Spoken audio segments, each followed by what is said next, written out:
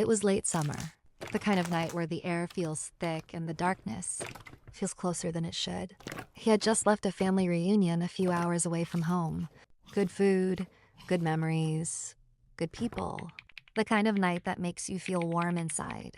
But that warmth was about to run out. The drive home was 2 hours long. 2 hours of empty road. 2 hours of dense trees and thick bushes, pressing in on both sides of the highway like walls closing in. The kind of road you've seen in every horror movie you've ever watched and thought to yourself, nobody in their right mind would drive that alone at night. He was driving it alone at night, and he had been on the road for about 45 minutes when it hit him. You know that feeling? That sudden wave of exhaustion that comes out of nowhere? Like someone flipped a switch inside your body. One moment you're fine. The next your eyes are heavy, your thoughts are slow. And keeping the car between the lines takes every ounce of concentration you have left. That happened to him. And it happened fast.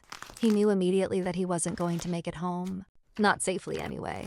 He needed to stop. He needed to sleep, even if it was just for an hour. Just long enough to reset. But there was nothing out here. No gas stations, no rest stops, no parking lots, no lights of any kind, just road and trees and darkness. He drove another few miles, hoping something would appear. Nothing did. Cars passed every few minutes, going the opposite direction, headlights cutting through the dark and then disappearing, just as fast, leaving him alone again in the silence. He made a decision that he would later question for a very long time. He pulled off the road onto the grass and eased his car behind a cluster of thick bushes, just far enough off the road that passing cars wouldn't easily spot him. He told himself it was just for an hour, maybe two, just enough sleep to make the rest of the drive safe. He checked the time before closing his eyes. 11:22 p.m. The road was quiet. The trees were still. The darkness outside his windows was the kind of complete and total dark that only exists far away from cities and streetlights. He closed his eyes, and he fell asleep almost instantly. He doesn't know what woke him up exactly, just that something did. A sound, scratching, low and slow, like something dragging itself deliberately across the outside of his car. His eyes snapped open, heart immediately pounding. He checked the clock. 11:50 p.m. He had only been asleep for less than half an hour. He sat completely still and listened. The scratching continued for a few more seconds and then stopped. Total silence again. He sat there in the dark, telling himself it was nothing. An animal probably. A raccoon or a possum investigating something new in its territory. That happens. That's normal. Animals are curious. He was exhausted. His body was still heavy with sleep. He closed his eyes again, and he fell back asleep. The second time he woke up, he knew immediately something was wrong. Not because of what he heard, because of what he felt.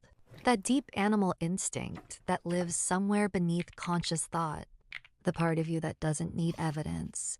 The part of you that just knows. He checked the clock. 12:40 a.m.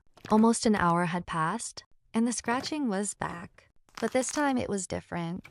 This time it wasn't stopping.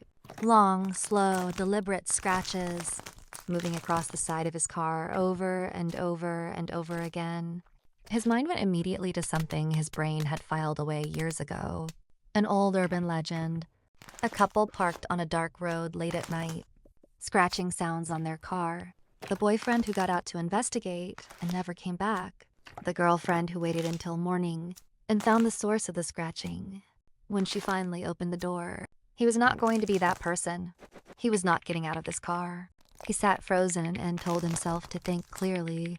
Animals don't come back an hour later to the exact same spot. Animals get curious, investigate, and move on. They don't return.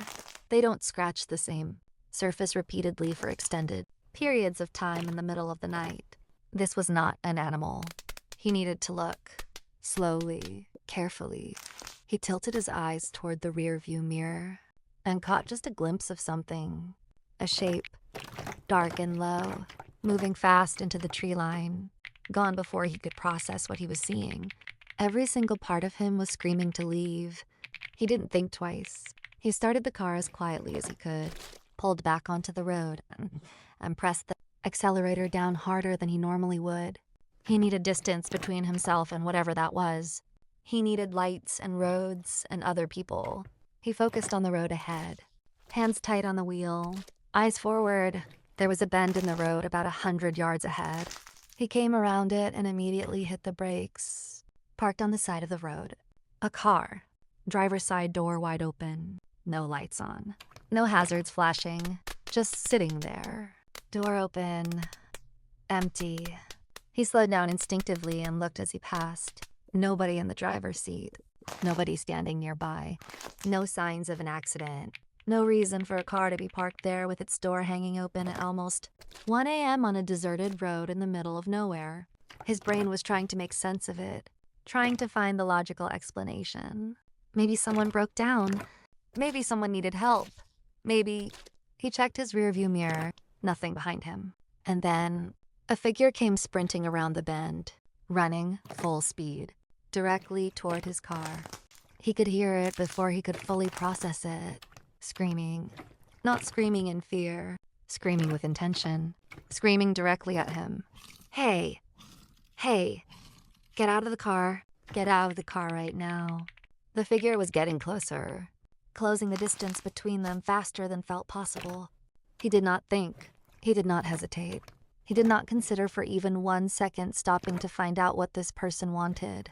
He floored it. The engine roared and the car surged forward into the darkness. And within seconds, the screaming figure in his rearview mirror got smaller and smaller until there was nothing behind him but empty road. He drove. He did not stop. He did not slow down. He put as many miles between himself and that road as physically possible, and he did not breathe properly until the lights of the first town appeared in the distance like a lifeline. He made it home. He sat in his driveway for a long time before going inside, just sitting there in the silence of a normal neighborhood with streetlights and houses and other people existing nearby, trying to process what had just happened. Who was that man? Why was he running? Why was he screaming? What did he want? Why was there an abandoned car with its door open in the middle of nowhere at 1 a.m.? What was scratching his car for almost an hour while he slept, completely vulnerable and hidden behind those bushes? Were those things connected? He never found out. He never drove that road again at night.